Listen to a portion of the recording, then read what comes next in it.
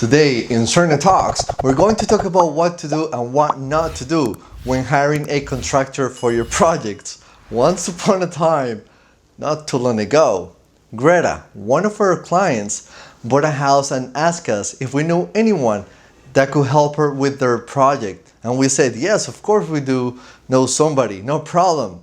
And also not too long ago, another client of ours bought a property and gutted the entire place. She was very happy with her results after remodeling the property.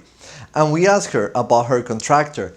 She shared with us his contact information and introduced us to him. He was the expert in the field of concrete and microtopping. Let's say that his name is John Doe, very polite, educated, and he arrived to the first appointment on his incredible BMW. He was the best thing ever, highly recommended. This guy was simply the best in the industry. He was the perfect match since our client was just looking for microtopping floors for her house, and his experience has been with warehouses, restaurants, stores, etc. These type of floors are very minimalistic, very simple, and they're simply the best. These are the best floors any property could have. In my opinion, they are 1,000 or 1,000,000 times much better than marble or any other material. When John Doe saw our client's property, he said, "We can pour the concrete over the existing tiles and it will be perfect." And Greta said, "Are you sure you can do that?" And he said, "Of course we can. Plus this project will only take, let's say maximum, 3 days." And she said, "Oh wow, that sounds too good to be true, but it does sound amazing. Are you sure that the tiles won't be an issue? Aren't they going to crack under so much pressure?" And John Doe said, "Nothing will happen. Trust me, I am the expert." And my client Greta paid Joe Doe 50% cash of the entire project. Then one day, John Doe went to the property and said that the entire floor needed to be removed in order for him to start the project. What? John Doe said, "If you want a perfect floor, then I suggest you do as I said." That's crazy, right? Greta was very confused because days ago, John said otherwise. But since she was trusting the so-called expert in the field, she hired multiple workers to remove the tiles. And it was a complete nightmare. She had to remove every single item from her house because of the dust. She also had to move to a hotel while being pregnant.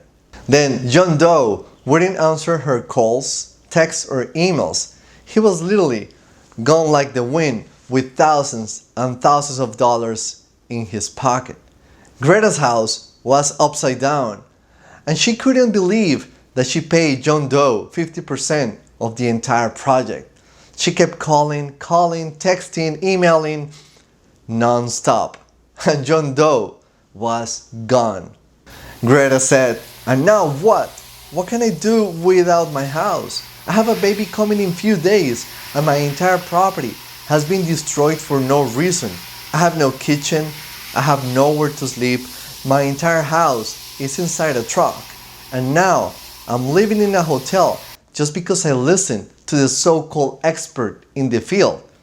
Finally, after many days, many calls, many texts and emails, John Doe decided to call her back. He said that he had personal issues to attend, but what's more frightening is that she scheduled an appointment with John Doe to talk about the logistics.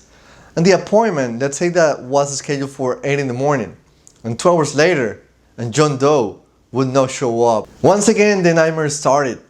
And many days later, John Doe decided to call Greta and share with her his second phone line. He said that she could reach out at any time on that line. Greta called many times to that new number, and he would answer the call.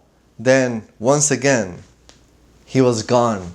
Finally, he decided to show up and deliver the construction material, which, by the way, was not the material that he showed Greta, but He was the expert in the field, so he knows better, right? But let's give him the benefit of the doubt. Again, he's the expert in the field. He delivered the material during the week and said that he was going to start the project on a Friday so that by Saturday or Sunday, the latest, Greta could move back to her property. Friday came, but John Doe was gone like the wind. And Greta called, texted, and nothing. Saturday came, and John Doe was absent. Finally, John Doe showed up late, as usual. Late in the afternoon, and started pouring the concrete. And when he finished, he said, I will come back tomorrow to check on the floor. And guess what? He didn't show up on Sunday. Then on Monday, Greta called again, and guess what? The same thing. John Doe decided to show up later in the day to realize that the concrete was a complete mess. He blamed the manufacturer. He said that it was their fault because concrete is supposed to be gray and not yellow. And it was supposed to be level 100%, and it was not. It was like this. Then John Doe decided to polish the floors. Scratch the floors, because that's all he did. Scratch the floors. He said that I will make this better. The floor will look like the one you want. No worries, Miss Greta. Trust me, I am the expert.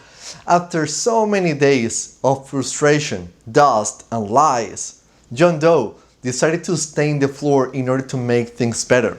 But it was the worst idea ever. He started staining the concrete with a mop. Crazy, right? The property was recently painted. Every single wall, the entire ceiling, all the windows, everything was perfectly clean. And John Doe stained every single inch of the property. The floors, the walls, the ceiling, the windows, the door frames, the window frames, the curtains, everything.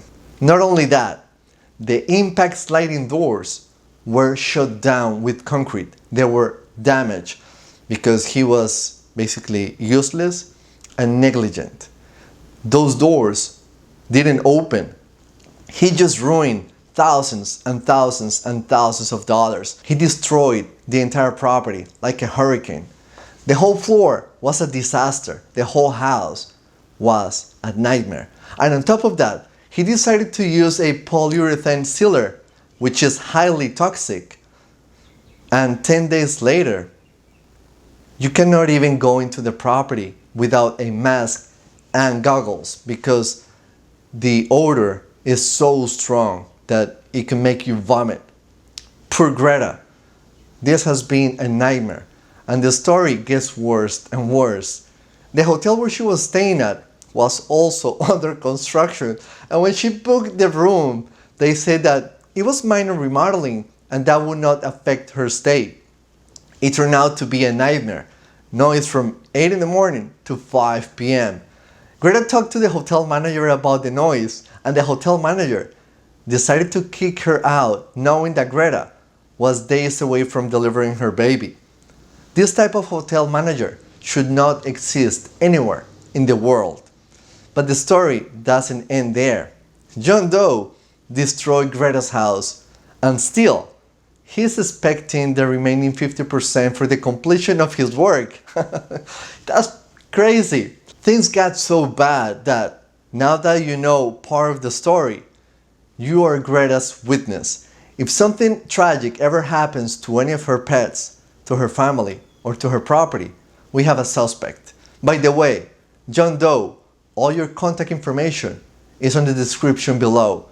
You won't see it unless you are a forensic analyst or unless you love to decode encrypted documents. Anyway, and to make things worse, or a little worse, he left toxic waste material on the backyard, like if they were harmless. The story doesn't have a happy ending, but my goal with this video is to educate you on what to do if you're thinking about hiring a stranger to remodel your property. Having the right contract agreement from day one will make things a little easier. But remember this, I'm not an attorney and I will never be one, and I'm not giving you any legal advice. This video is just pure entertainment, and you should only listen to your own attorney and to the expert in the field. But this is what you should do when hiring a contractor. First, get a copy of his driver's license. Get a copy of his business license. Check all his social media profiles. Check for reviews or complaints. At some point, your contractor will give you his contract agreement. Review it and then rewrite it using these tips. Remember that it's your money, your time, and it's your property. So the contractor needs to work for you and not the other way around. Most contractors will ask for 50% upfront. Please don't do that. If the contractor says that, I need the money to buy the material, then all you have to say is go get it. Otherwise, I suggest that you go and get the material by yourself. When it comes to money and paying your contractor, always pay them when the project has been completed to your satisfaction. Always. And when it comes to deadlines, you should be a little flexible, but don't be stupid. If your contractor says that he needs 3 days to complete the project, you can give him, let's say, 24 hours or 48 hours maximum, depending on the issue. If you are under contract with your general contractor, and if the project says that it will take 7 days to be finished, then I would offer an incentive if they deliver on day 5 or day 6. But if they don't, they will be penalized for each day that they are late.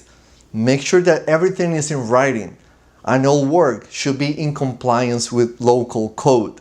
Also, make sure that the final walkthrough is satisfactory, and if it is, you can pay your general contractor. There's so many things that can go wrong when remodeling a property, but it's always recommended that if you have any questions, that you remember to subscribe to SERDNA Talks and to share all my videos with your friends and family. I have to go. See you soon. Ciao.